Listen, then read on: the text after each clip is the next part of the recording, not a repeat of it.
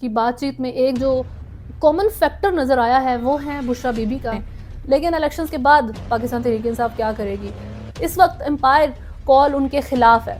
بھارت نے کنٹروورسی میں تاریخ رقم کی ہے، لیکن اس پوزیشن کا بندہ جس دن کورٹ خود چل کے چلا گیا تو آئی تھنک وہ تاریخی دن ہی ہوگا. السلام علیکم، میں ہوں ہدا ہاشمی. آپ مجھے میرے فیس بک اور یوٹیوب چینل کے اوپر دیکھ رہے ہیں. الیکشنز ہیں پاکستان میں. 8 فروری کو 2 ہفتے رہ گئے ہیں آلموسٹ. مہینوں سے ہر بات کا شروع اسی طریقے سے ہوتا ہے کہ الیکشنز ہیں، کس طریقے سے ہوں گے، کیا معاملات ہیں، ہوں گے یا نہیں ہوں گے. اور ابھی 9 فروری کے دن سے آنورڈز جو بات آپ نے روز سننی ہے وہ یہ ہے کہ جی الیکشنز ہو گئے، کیا چینج آیا، کس طریقے سے ہوئے. ایک عام بندے کی روزمرہ زندگی کے اوپر جو یہ اشرافیہ نے فیصلے کیے تھے جو آپ پر مسلط کر دی گئی ہے، کیا وہ پورے کیے یا نہیں. ایک ایڈیشنل فیکٹر اس کے اندر ہے عمران خان صاحب. پاکستان تحریک انصاف جو ایک پاپولر پارٹی ہے لیکن ابھی ان کو کارنر کیا ہوا ہے، انتخابی نشان لے لیا ہے، ساری پارٹی آزاد امیدوار کے طور پر لڑ رہی ہے. ایک انپریسیڈنٹڈ سین ہے نا یہ سارا. کیا یہ الیکشنز کے بعد چپ کر کے بیٹھیں گے؟ عمران خان صاحب نے selection of mother of selection کہا ہے سارے الیکشن کو، اور پروٹیسٹ کال دی ہے اتوار کے دن کے لیے کہ لوگ نکلیں باہر، اس کے بارے میں پروٹیسٹ کریں. لیکن الیکشنز کے بعد پاکستان تحریک انصاف کیا کرے گی؟ کویسچن یہ ہے. 2013 میں اپوزیشن بن کے جو عمران خان صاحب نے معاملات کیے تھے وہ سب کے سامنے ہیں، لیکن تب امپائر کی انگلی ان کے حق میں تھی. اس وقت امپائر کال ان کے خلاف ہے. Unfortunate events. حالانکہ عمران خان صاحب کے اندر تھوڑی سی سافٹنس نظر آتی ہے، ان کے مزاج میں تھوڑی سی نرمی ہے کمپیریٹیولی پہلے سے، کہ وہ بات کرنے کے لیے بھی ریڈی نظر آتے ہیں، تھوڑی سی ان کی بات چیت بھی بہتر ہے. بٹ اسٹل الیکشن کے بعد پاکستان تحریک انصاف کیا کرے گی، ان کے کیا معاملات ہوں گے، وہ وقت ہی بتائے گا. لیکن ابھی پاکستان میں جو اپڈیٹس ہیں اس میں ایک ہے فیض حمید صاحب، جو سپریم کورٹ میں انہوں نے اپنا تحریری جواب ریکارڈ کروایا ہے. ویسے تو وہ پہلے فیض آباد دھرنا کمیشن میں بھی ان کو 2 دفعہ بلایا تھا، وہ نہیں آئے. پھر ریکویسٹ کی گئی کہ چلیں جی آپ ویڈیو کال پر ہم سے بات کر لیں، تو انہوں نے اپنا جواب جمع کروا دیا تھا. سپریم کورٹ میں بھی فیض حمید صاحب نے اپنا تحریری جواب جمع کروایا ہے شوکت عزیز صدیقی کی برطرفی کے کیس سے متعلق، جو کہ قاضی فائز عیسیٰ صاحب سن رہے ہیں، بینچ کو لیڈ کر رہے ہیں. 5 رکنی بینچ ہے. فیض حمید صاحب کا کہنا تھا کہ عدلیہ پر اثر انداز ہونے کے الزام کو انہوں نے مسترد کیا ہے اور کہا ہے کہ شوکت عزیز صدیقی نے ڈسٹرکٹ بار ایسوسی ایشن راولپنڈی میں کی گئی اپنی تقریر اور جوڈیشل کونسل کے سامنے دیے گئے بیان میں کسی مبینہ ملاقات کا ذکر نہیں کیا. ان کا شوکت عزیز سے کبھی رابطہ نہیں ہوا اور نہ ہی وہ ان سے ملے اور نہ ہی سابق وزیر اعظم نواز شریف کی اپیلوں پر کوئی بات ہوئی. تحریری جواب میں انہوں نے کہا ہے کہ سابق جج کو کبھی نہیں کہا کہ اگر نواز شریف کو سزا نہ ہوئی تو ان کی 2 سال کی محنت ضائع ہو جائے گی. فردر کہنا تھا ان کا فیض حمید صاحب کا کہ شوکت عزیز صدیقی کے تمام الزامات بے بنیاد اور من گھڑت ہیں اور یہ بعد میں آنے والے خیالات کے مترادف ہیں. فیض حمید صاحب نے یہ ایک امپورٹنٹ ہیئرنگ چل رہی ہے اور اس میں وہ تحریری جواب بھی ان کی طرف سے آتا ہے. باجوہ ہو جائیں یا فیض حمید، یہی 2 مین آج کل نام سننے کو ملتے ہیں. ریٹائرڈ ہیں دونوں، لیکن اس پوزیشن کا بندہ جس دن کورٹ خود چل کے چلا گیا کسی ہیئرنگ کی کسی معاملے کی وجہ سے، تو آئی تھنک وہ ایک تاریخی دن ہی ہوگا. کیونکہ کچھ یہاں پر ایسے اصول اور کچھ ایسے رولز اور کانسٹیٹیوشنز اور کچھ ایسے پوزیشنز موجود ہیں جن کے لیے یہ جگہ نہیں بنی. بلایا بھی جائے تو ان کے اوپر وہ اپلائی نہیں ہوتی ہیں. یہ بیسیکلی کورٹس جو ہیں وہ عام بندے کے لیے ہیں اور سیاستدانوں کے لیے بھی ہیں، کیونکہ سم واٹ سیاستدان بھی ایک عام بندہ ہی ہوتا ہے، سویلین ہوتا ہے اس وجہ سے. لیکن بہرحال ایک تو یہ بات ہے. دوسری طرف جہانگیر ترین نے پہلی دفعہ عمران خان کے بارے میں ایک پروگرام میں جو ہے انٹرویو دیتے ہوئے بات کی ہے. پہلے خٹک صاحب عمران خان کے بارے میں بات کرتے رہے، لیکن ان کا سارا معاملہ ڈیفرنٹ ہے، کیونکہ وہ تو جب تک عمران خان کے ساتھ رہے ہیں جب تک سارے ان کے اوپر مسئلے نہیں آ گئے. تو عمران خان کے اوپر جب گوئنگ گیٹ سٹف، ان کا یہ حالات تھے کہ جب ہارڈ ہو گئی ہے سچویشن تو نکل جاؤ. تو یہ معاملہ خٹک صاحب نے کیا تھا اور اس کے بعد بہت بیڈ ماؤتھ کیا انہوں نے عمران خان کے بارے میں. لیکن جہانگیر ترین تو بہت پہلے ہی ان سے ان کا میرا خیال راستے الگ ہو گئے تھے. اس میں جہانگیر ترین کی بات چیت میں ایک جو کامن فیکٹر نظر آیا ہے وہ ہے بشرا بی بی کا. ان کا کہنا تھا کہ خاور مانیکا کے جو بھائی تھے وہ میرے پاس آئے تھے اور انہوں نے مجھ سے عمران خان اور بشرا بی بی کے معاملے پر بات کی اور کہا کہ عمران خان کو بچا لیں. اس طرح کی ان کی بات چیت تھی. تو انہوں نے کہا کہ میں نے آگے سے جو خاور مانیکا کے بھائی تھے ان سے کہا آپ کو شرم آنی چاہیے, یہ ہماری کرنے کی بات نہیں ہے, آپ غلط بندے کے پاس آئے ہیں. بٹ اسٹل میں نے سن لیا, اور عمران خان کو سے ملا جا کے, امپورٹنٹ کنسرن تھا میرا یہ, اور میں نے ان سے بات کی, اور عمران خان مائنڈ کر گئے اس چیز کو, انہوں نے پسند نہیں کیا, اور انہوں نے کہا کہ ضرورت ہی کیا تھی خاور مانیکا کے بھائی سے ملنے کی. بشرا بی بی جو ہے انہوں نے بھی ناراضگی کا اظہار کیا ہے ان سے, اور اس کے بعد سے عمران خان کے تعلقات میں دراڑ آ گئی. میں عمران خان کا دوست تھا اور میں نے دوستی کے تحت ہی سب کچھ ان کے سامنے رکھا تھا, لیکن اس کے بعد عمران خان نے جو میرے بچوں کے ساتھ کیا میں وہ سوچ بھی نہیں سکتا تھا. میں ایف آئی آرز کو دیکھ کر حیران رہ گیا تھا. اب امپورٹنٹ بات اس کے اندر بشرا بی بی کا فیکٹر ہے, یہ آپ کو بہت سارے اور لوگوں کے بیانات کے اندر بھی نظر آئے گا. پرسنل لائف ہے, یہ ساری چیزیں ہیں, I do agree with that and I respect this thing کہ جی ایک ذاتی زندگی ہوتی ہے ایک انسان کی, لیکن جب خود سے وہ پولیٹیکلی انوالومنٹ اپنی اچھی خاصی رکھتی ہیں بشرا بی بی جو عمران خان کی وائف ہیں, تو what you can do, you have to talk about it. Multiple لوگوں کی طرف سے اس کے اوپر بات کے ساتھ ساتھ عمران خان کی جو بہنیں ہیں انہوں نے بھی اس چیز کو ایڈریس کیا ہے کہ عمران خان کے ساتھ ان کے جو معاملات ہیں وہ خراب کب ہوئے تھے, جب بشرا بی بی کے ساتھ ان کی تھوڑی سی معاملات اوپر نیچے ہوئے, اور ایونچولی عمران خان سے ان کا ملنا بند ہو گیا, گھر آنا جانا بند ہو گیا, اور جہانگیر ترین کے ساتھ بھی یہی معاملہ ہے.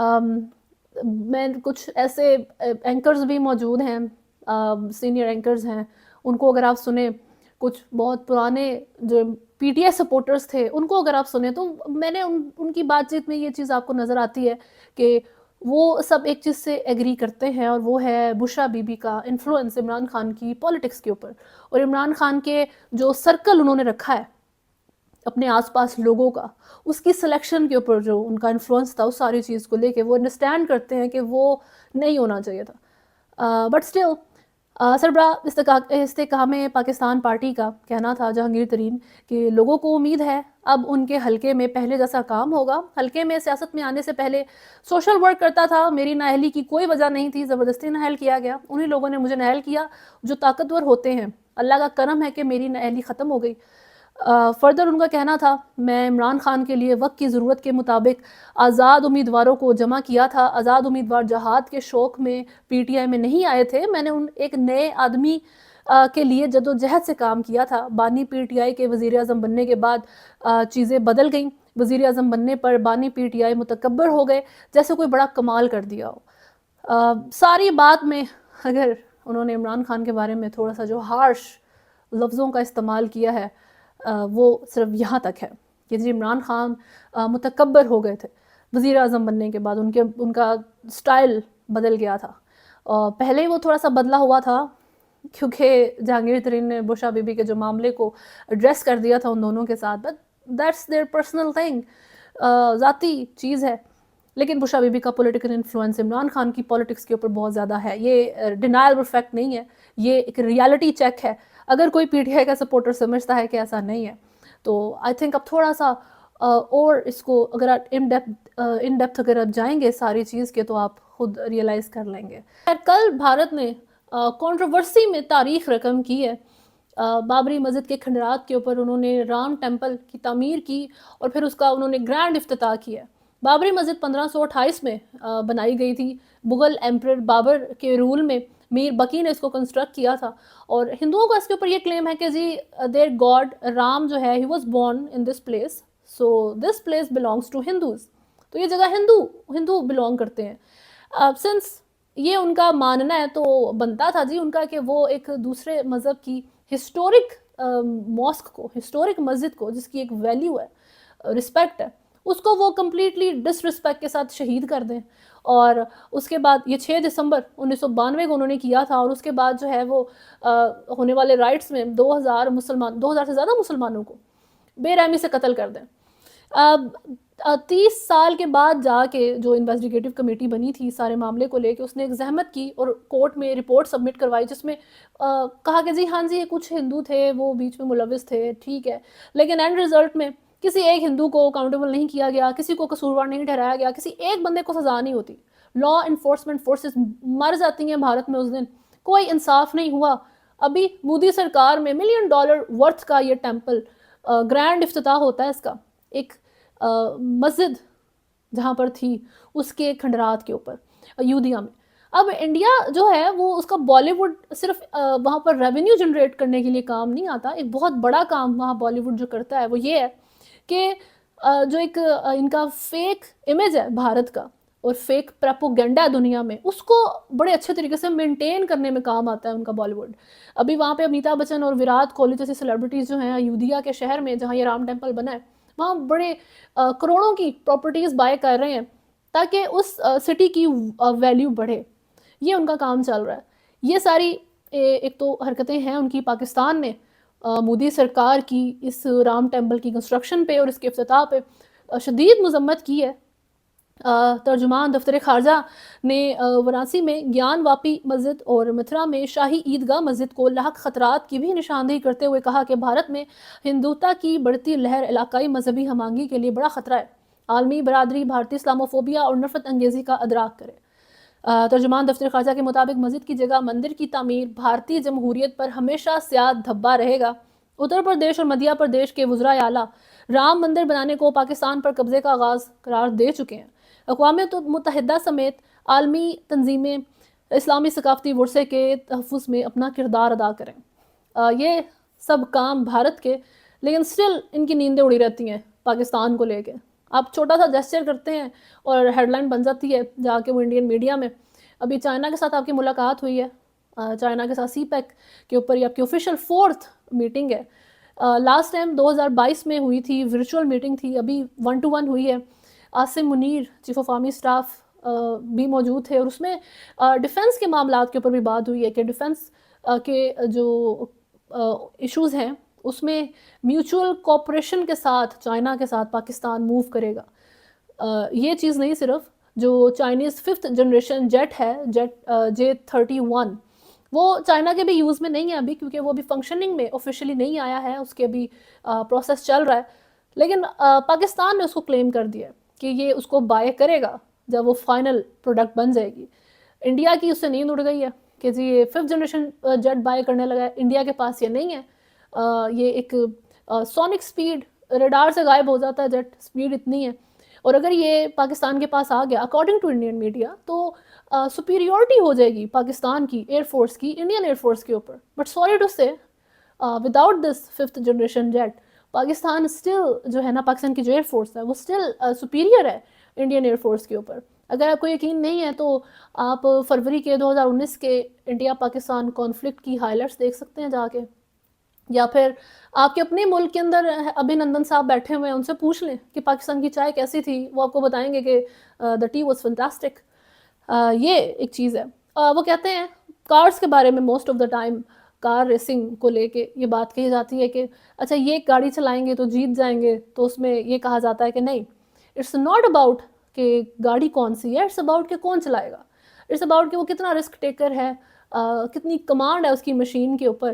اور سیم گوز ود یہ فائٹر جیٹس جو کمانڈر پاکستان کے ایئر فورس کے اس کو فلائی کرتے ہیں، انہوں نے تاریخ میں بہت مثالیں ملتی ہیں، یہ پروف کیا ہے کہ ان کی کس کمال کی اس کے اوپر جو ہے نا مہارت رکھتے ہیں وہ، اس F-16 US میڈ ہو جائے یا پھر ابھی یہ 5th جنریشن جیٹ ہو جائے چائنا کا، تو ٹائم ول ٹیل۔ ابھی کے لیے لیکن نیوز میں اتنا ہی ہے۔ اگر آپ نے چینل کو فالو نہیں کیا ہوا تو سبسکرائب کریں، ویڈیو کو لائک اینڈ شیئر ضرور کریں۔ اللہ حافظ۔